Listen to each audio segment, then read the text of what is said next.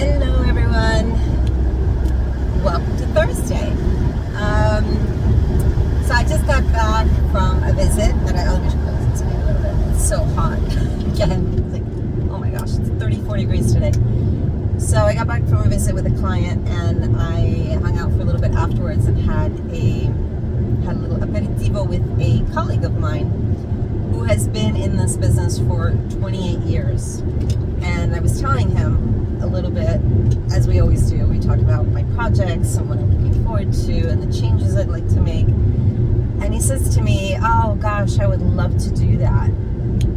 And, you know, and I say to him, well, okay. And I get it. I know that, you know, he's like, this is the only thing I know how to do. And I said, I don't think that's true though, because it's not. You know, we think we've become so identified with the labels that we've had, especially when we've been doing them for a long time. Like, what about a mother or anything that you do for a long time? Suddenly you think that that's your identity. You forget about all that other stuff because you haven't spent any time doing it. And we had a conversation, and I said, well, okay, if money weren't an issue and you could stop this tomorrow, what would you be doing with your time, right? And he said, I'd love to cook. And I said, great. And he said, and I love to play poker. And I'm like, super. And I'm like, you know, poker is a very tactical game, and there's a lot of logic involved in that. And then he says, oh, there's the third thing.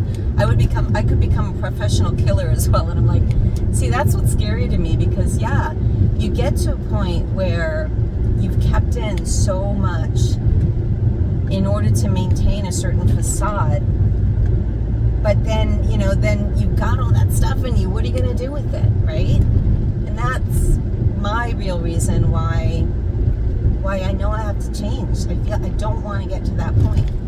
I do love a lot of aspects of what I do, but I also realize that I'm starting to become the label, the identity, the thing that I think I need to be in order to be successful in this business. And that doesn't make any sense. The business, I think, needs to work for me. I mean, of course, I need to put effort and whatever, effort and passion and love and joy into something in order to make it work. But then it needs to work for me. Business, I think, needs to be a tool. We do not need to be a slave to the business that we create.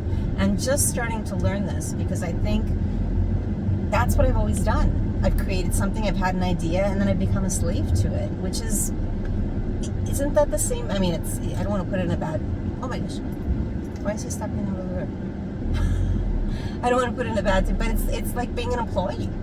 You know, why be an entrepreneur if you're going to act like an employee? And I keep coming back to that, and I'm talking to myself now, of course.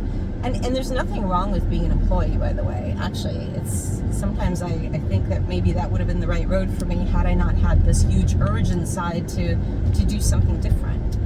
But I am kind of rambling today, and I didn't mean to do that, but I'm just kind of thinking out loud and having this conversation with you guys, because again, I'd love your take on it. I love to hear how people think, and where they're at, and where that little magic lies, you know. And yeah, you do need to take some risks if you want to just pick up and change, especially when, you know, you're 56 years old like I am. But I had to do the same thing at 20 or at 30, and like there's always risks involved in something that's important, I think, because you're going towards the unknown. So anyway, this is too long, and I hope there's a point in there somewhere. Otherwise, it was just a chit chat, and I'll talk to you tomorrow. Bye.